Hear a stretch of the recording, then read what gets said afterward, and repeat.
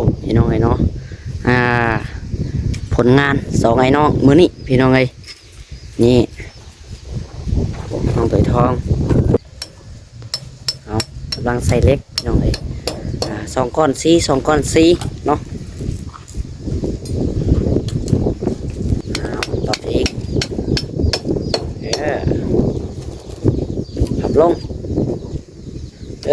โอเค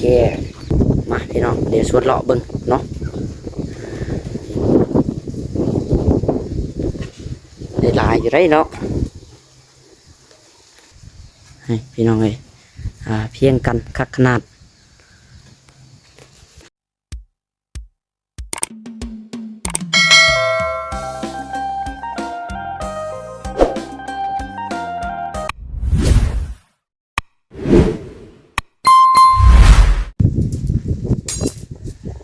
สบายดีและสวัสดีพ่อแม่พี่น้อง FC เบิร์ดสุขสู่คนพี่น้องเนาะเบิร์ดสมองสู่บอลพี่น้องเอ้ยเพราะว่าจะเป็นพี่น้องฝั่งไทยพี่น้องฝั่งลาวทางต่างประเทศพี่น้องเอ้ยเนาะก็ยินดีต้อนรับทุกท่านเข้าสู่สองน้องไซล่าอีกแล้วพี่น้องเอ้ยกับพ่อกับน้องหล่ะตอนนี้พี่น้องเนาะมาอยู่ที่เฮือนของน้องเคยทองนะพี่น้องเอ้ยเนาะเพราะพอดีน้องเพิ่นได้หับโศกใหม่พี่น้องเอ้ยเนาะมีทางผู้หลักผู้ใหญ่เพิ่นได้เข้ามาสวยเข้ามาเป็นทรายเนาะปูนพี่น้องเอ้ยวงกบมาพร้อมเดียวกันเลยพี่น้องเอ้ยสิมาเบิ่งผลงานของเฮาวันนี้พี่น้องเนาะสองไอ้น้องพี่น้องเอ้ยเลือดน้องทองนี่แหละเนาะกำลังหลายหน่อยก็ประมาณนี้แหละพี่น้องเอ้ยเนาะ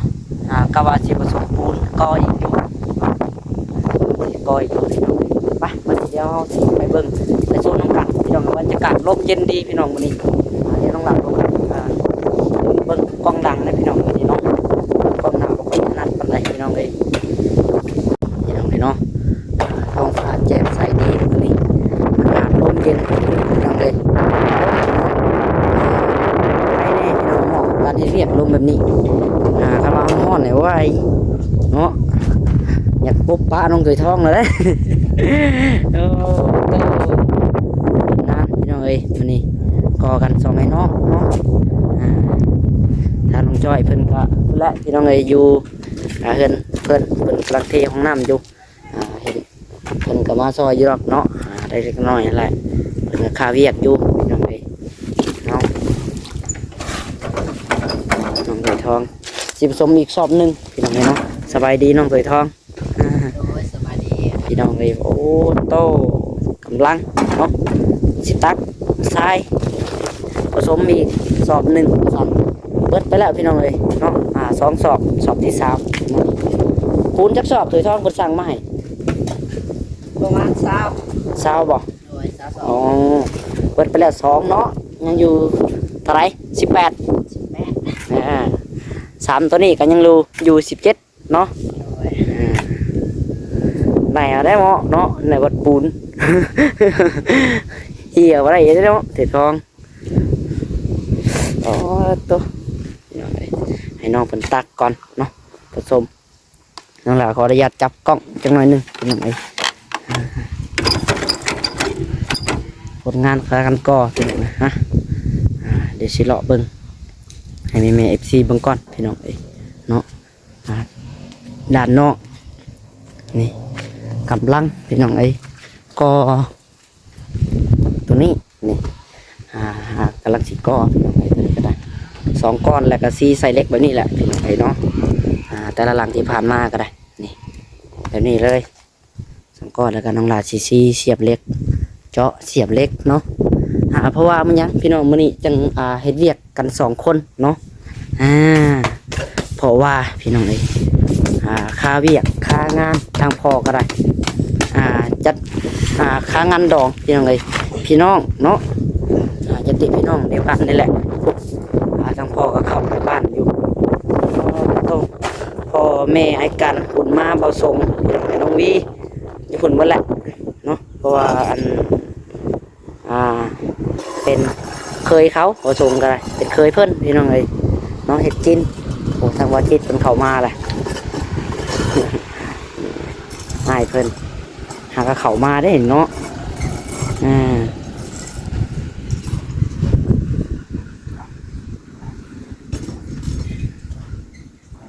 บล็อกนี่ประมาณ1,000 ก้อนพี่น้องเอ้ยเนาะแม่นบ่ตัวทอง1,000 ก้อนบ่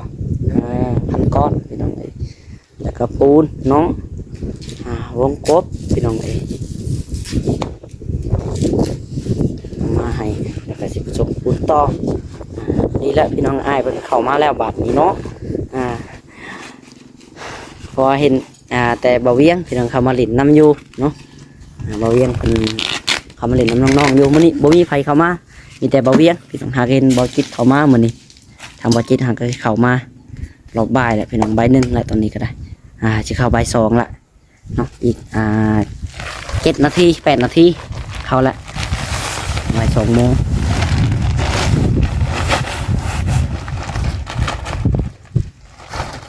ไดหนองไอทองกันนี่ละพี่น้องเนาะตะวันใกล้นี่แหละ หน้าหนองซะเลยไดปุ่มสายน้องดาบอกบ่เทิงได้พี่น้องเนาะอยู่พี่บ่เทิงเดี๋ยวเอาตัวนี้ตัวมันใกล้นั่นแหละมันสบายใส่เอาตัวนี้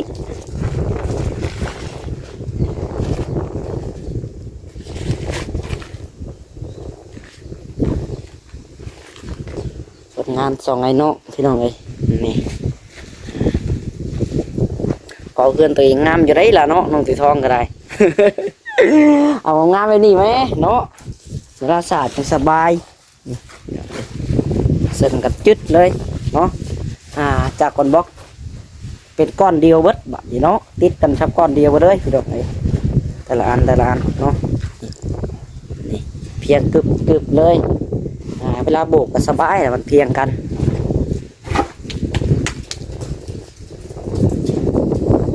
ได้ต่อบัดฮะเสียมบ่แม่น้องจ้อยเราเอาไปบ่เอาเสียมช้อนนะใช่เสียมจกมันจะกันเสียมมันเดียวนี่ฟูเห็นท่าเลยเห็นละอันนี้วางกล่องก่อน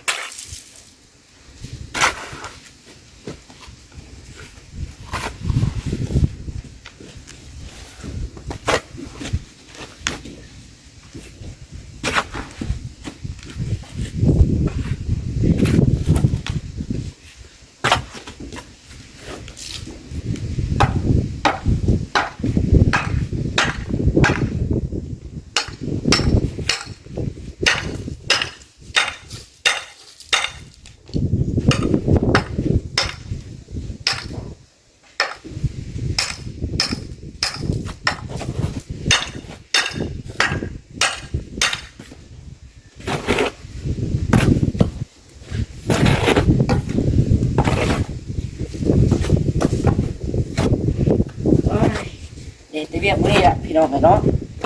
มื้ออื่นนี่จักสิได้เห็นแล้วล่ะเพราะว่าข้าวเวียกเบิดมื้อน้องๆแต่ทอน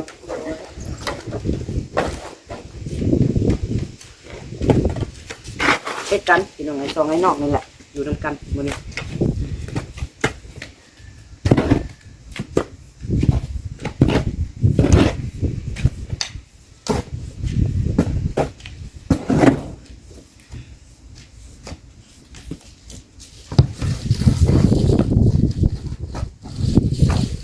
จะว่ามือได้ผักเรียกไปจากเราสิครับได้ผักได้มือ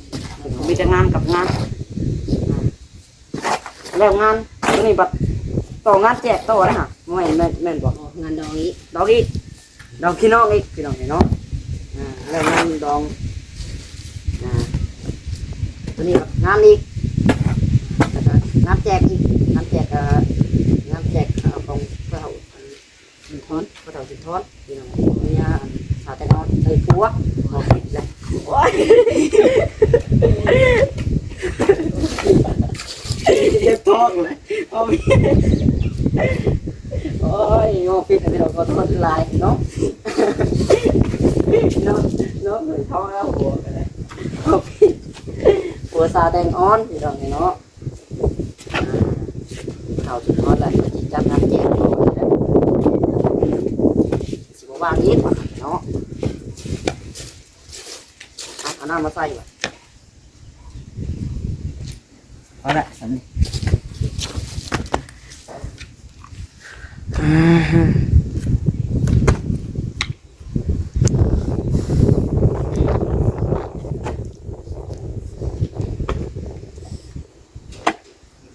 เมื่อเช้านี้ก็บ่ได้ถ่ายคลิปพี่น้องเลยหากระจับกล้องมาน้องหล่ะก็ได้ มีแต่งานกับงานพี่น้องเลยเนาะอ๋อต้องสองงานสามงานสิว่าอีบ่เฮาสวยทองสิมีเงินไปอยู่บ่ไร พี่น้องเลยเนาะจะเกี่ยวเงินคำมาใส่เนาะอันนั้นก็งานดอกอันนี้ก็งานดอกคือว่าจะบัดขึ้นเฮือนน้องจ้อยอีกนี่เอาเงินเอาคำจะใส่พี่น้องเลยเนาะโตเข่าอยู่ติมันเสียบพี่น้องเลยบัดเสียบได้เดี๋ยวต้องลาสิส่วนไปเบิ่งได้บัดเนาะและพี่น้องเลยได้เป็นอะไรก็ได้อยู่หนองชะบ่แหละเนาะ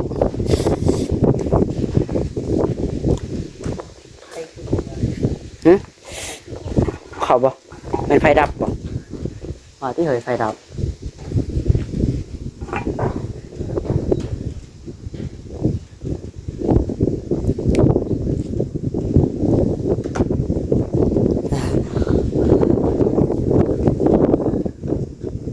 นี่เสียบสายตัวนี้อึ้นนี่ ฝักไฟแอนเอาเรียบร้อยนี่จับก่อนนี่มาเสียบตัวนี้บ้างมีบ่ไฟ ลูกมูได้เสียบลูกมูก็เสียบ ไฟมันหมดเลยบนหุงเลย บ่มี แต่เก่าแดงๆอยู่นี่ ว่าเขาถอดอยู่พุ่น จับไปเบิ่งดูลองเสียบเบิ่งแล้วบ่ตัวเสียบแล้วบ่เข้า มันต้องมีไฟ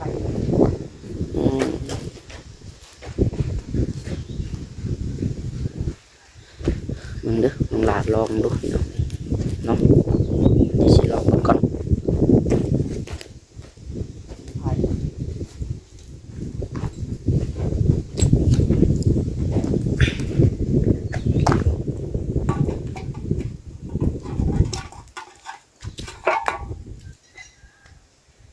เสียบไรตัน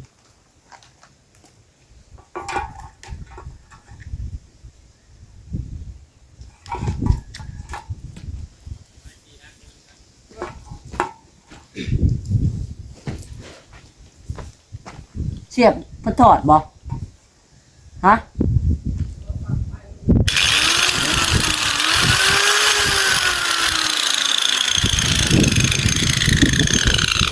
นะครับปลั๊กไฟรุด ไฟรุด ใส่เสียบไหมนับเสียบอะไร น้ำเพิ่นคือบ่รู้ แม่นบ่นกตัวทอง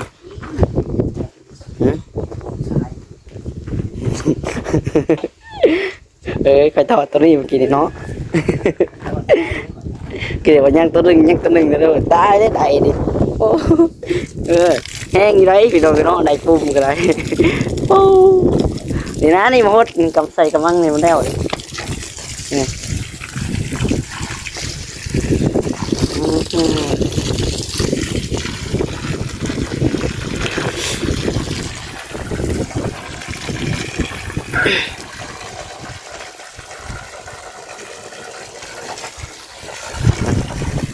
เนาะ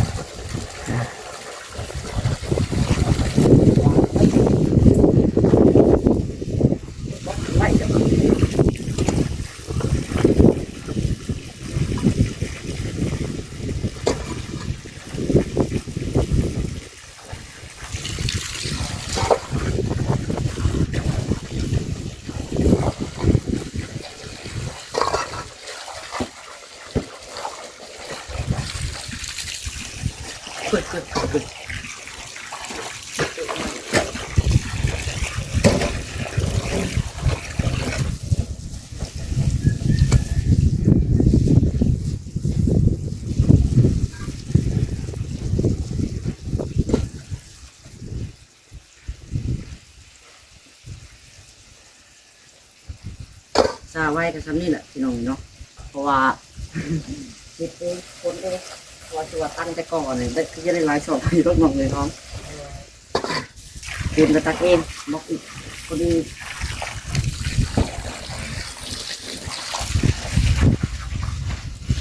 อุ้ยแตกไปเลย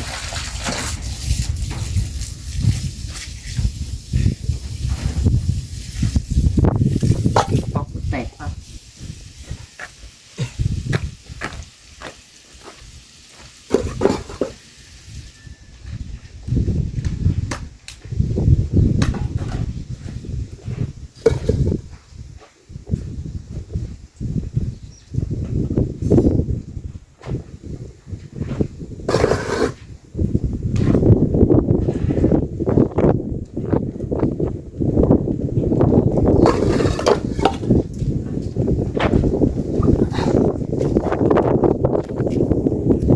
รอก่อนพี่น้องไอ้น้องต้องมาปูนไว้ก่อนบ่สวยทอง เลยไปเรื่อย ต่อ มันเปียกพอแต่ผมนะ สไลด์ต่อสิก่อนหลายบอลอยู่บ่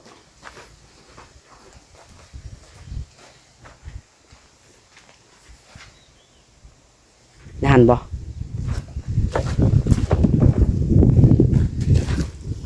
ได้แล้วตอนนั้น เลย ก็ตัวนี้ต่อแล้ววันนี้